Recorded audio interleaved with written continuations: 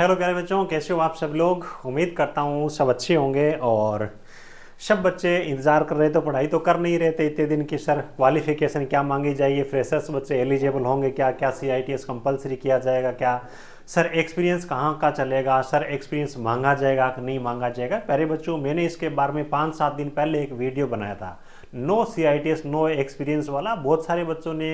बहुत सारे लोगों ने वहाँ पे उल्टे सीधे कमेंट भी किए, लेकिन जो भी मैं बात करता हूँ पूरे तथ्यों के साथ में करता हूँ और जो भी विभाग के संबंधित रूल रेगुलेशन होती है उसी के अकॉर्डिंग करता हूँ। तो ठीक उसी हिसाब से कुछ बड़े बदलाव है वो इस भर्ती के अंदर किए गए। एक एक चीज़ के बारे में यहाँ पे डिटेल में बात करने वाले हैं। सो वीडियो को आप कंप्लीट लास्ट तक जरूर देखिएगा। और जितने भी बच्चे चैनल पे पहली बार विजिट कर रहे हैं ना भैया, BTSC की भर्तियों से अगर आप संबंध रखते हो तो चैनल को सब्सक्राइब जरूर कर लीजिएगा। सभी प्रकार की सरकारी तकनीकी भर्तियों की आपको जानकारी मिलेगी, अपडेट सबसे पहले, और सही गाइडेंस आपको किया जाएगा। अब बहुत सारे बच्चे ऐसे हैं जब उनको बता दिया पहले रूल रेगुलेशन 2023 के ये है कि भी IT वाले बच्चे एलिजिबल है, वो बच्चे आवेदन करेंगे। तो बच्चे अपनी पढ़ाई स्टार्ट किए हुए 10 दिन हो गए कुछ बच्चों को, तो थोड़ा आपको इन चीज़ों का फायदा भी मिलता है। और यूट्यूब पे देखो BTSC की बेहतर तरीके से फ्री ऑफ कॉस्ट क्लासें हैं, वो भी आपके लिए रेगुलर चलती है।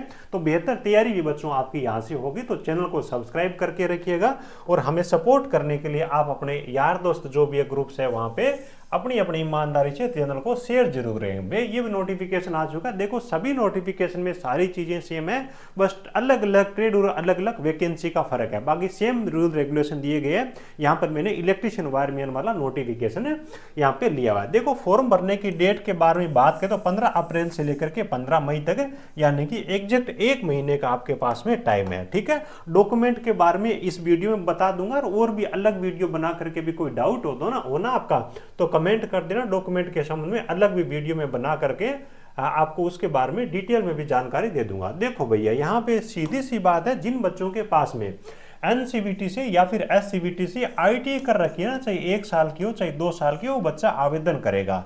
यहाँ पे नो CITS जो मैंने बोला था कोई जरूरी नहीं है, और नो एक्सपीरियंस यहाँ पे कोई भी जरूरी नहीं है। यानी कि CITS है तो अप्लाई कर दो बोले, कोई दिक्कत नहीं है, लेकिन फ्रेशर्स बच्चे भी अप्लाई कर सकते हैं। एक्सपीरियंस जरूरी नहीं है और CITS जरूरी नहीं है ना, ये चीज ध्यान रखिएगा। और ITI लेवल पे इतना बड़ा पे स्केल मैंने अपनी जिंदगी के अंदर पहली बार देखा, 35,400 जो SSC JEE में मिलता है।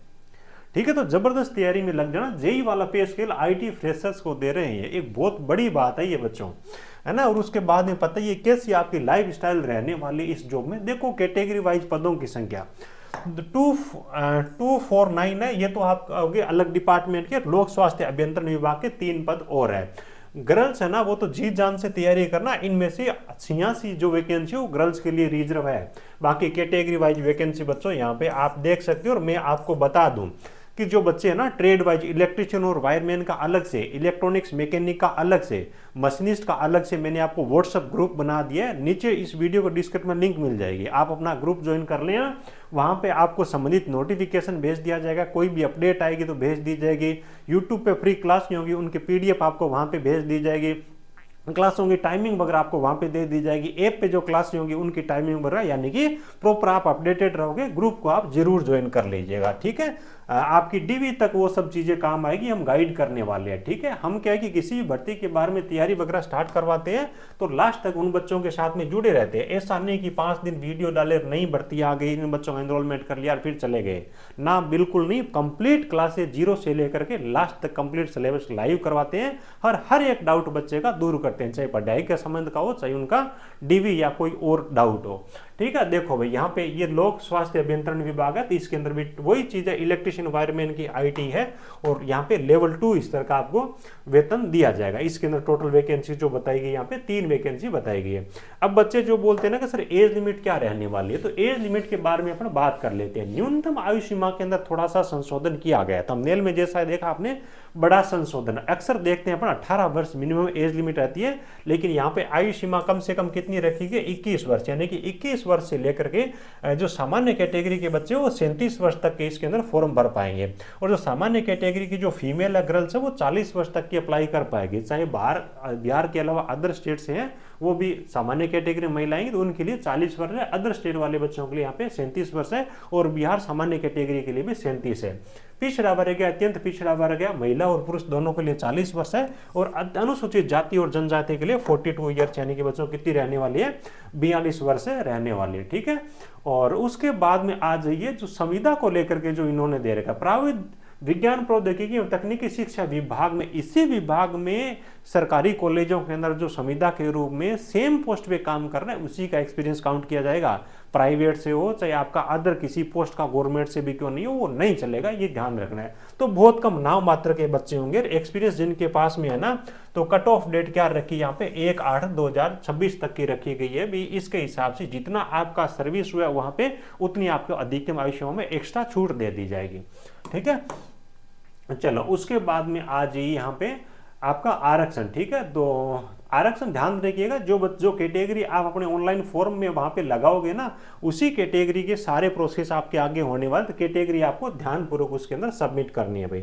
ठीक है, उसके बाद देखो डॉक्यूमेंट्स के बारे में बता रखा है, तो जो बच्चे अनुसूचित जाति से, जनजाति है, उनको अपना प्रमाण पत्र हो गया, साथ में बिहार का मूल निवास, इसी हिसाब से ईडब्ल्यूएस से हो तो ईडब्ल्यू सर्टिफिकेट और बिहार का मूल निवास, इसी हिसाब से आप बैकवर्ड क्लासेस से हो तो उसका सर्टिफिकेट और बिहार का मूल निवास। अदर स्टेट वाले बच्चे और सामान्य कैटेगरी वाले बच्चे ना, उनके लिए मूल निवास प्रमाण पत्र डोमिसाइल कोई खास जरूरी नहीं है, क्योंकि वो सामान्य में ही रहने वाले हैं।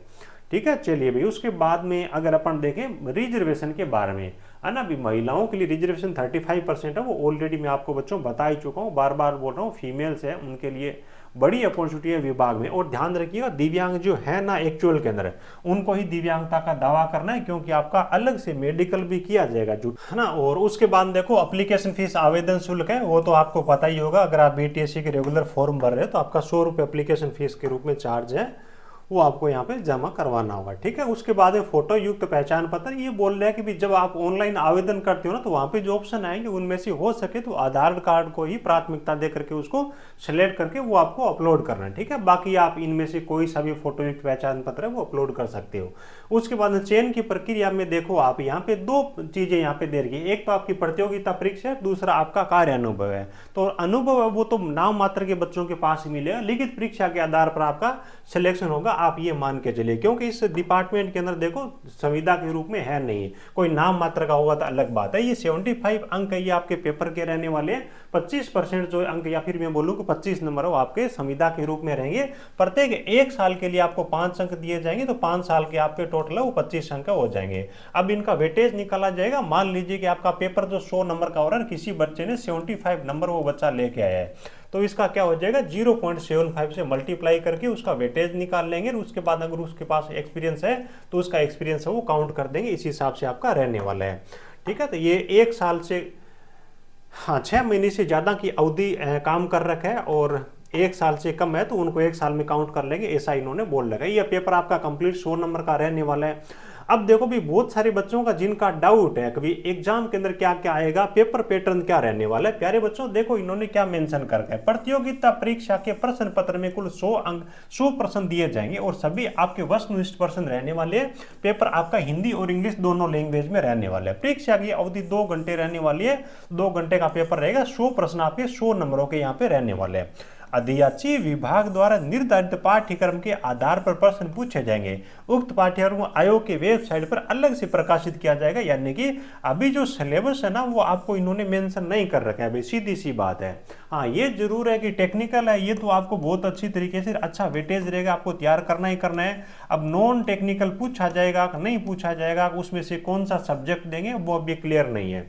जनरली बीटीएससी मैथ और जीके देता है, तो हो सकता है मेरे हिसाब से उनका वेटेज थोड़ा सा 20 नंबर के आसपास में हो सकता है, बाकी मैक्सिमम आपका टेक्निकल का वेटेज बच्चों यहाँ पे रहने वाला है। 1 से अधिक पारियों के अंदर होगा तो ये आपकी नॉर्मलाइजेशन कर सकते हैं, और 0.25 आपकी नेगेटिव मार्किंग यहाँ पे रहने वाली। ये चीज़ें बच्चों यहाँ पे इन्होंने अपनी तरफ से बता रखे। ठीक है, उसके बाद जो भी संविदा वाले हैं ना, तो संबंधित गवर्नमेंट पॉलिटेक्निक या फिर इंजीनियरिंग कॉलेज है उनके प्राचार्य से सील लगवा करके आपको अनुभव प्रमाण पत्र है वो उसी फॉर्मेट में लेके आना जिसका आगे मैं आपको फॉर्मेट बता रहा हूँ।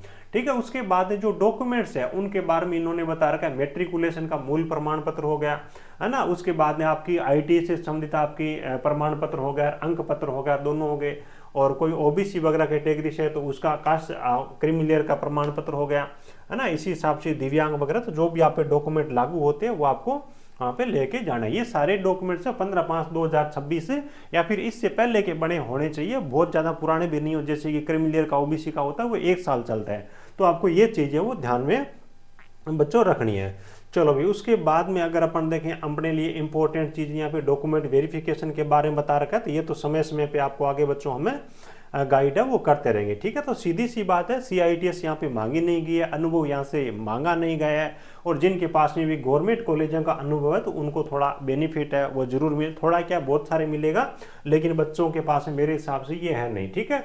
तो उसके बाद में एक चीज़ और ध्यान रखिए, फोटो है उसका बैकग्राउंड आपको लाइट रखना है, या फिर आपका व्हाइट बैकग्राउंड हो सकता है, और ऐनक वगैरह आप लगाते हो ना, तो आपको ये भी ध्यान रखना है कि ऐनक वगैरह हटा करके ही आपको फोटो खिंचवानी है, ठीक है। नोटिफिकेशन आपका कंप्लीट हो चुका है ना। आज थोड़ी सी मोर लग रहा है कि बोर्ड के अंदर चेक करना होगा क्या प्रॉब्लम आ रही है, और जो फॉर्मेट है नोटिफिकेशन के साथ में जुड़ा हुआ मिल जाएगा आपको, संबंधित जो व्हाट्सअप ग्रुप है ना वहाँ पे मैं ये चीज़ें आपको शेयर कर दूंगा। बाकी एक चीज़ और बता दूँ, जिन बच्चों को बेहतर तरीके से टेक्निकल जॉब ज्ञान की टीम के साथ मिलकर जुड़ करके तैयारी करनी है, तो हमारा मोबाइल एप्लीकेशन टेक्निकल जॉब ज्ञान आप डाउनलोड कर लीजिएगा, और हमारी वेबसाइट technicaljobgyan.in के नाम से उसका भी बच्चों आप यूज है वो कर सकते हो। वेबसाइट पे और एप्लीकेशन पे आओगे तो BTSC कोर्सेज के नाम से अलग से आपको फोल्डर मिल जाएगा।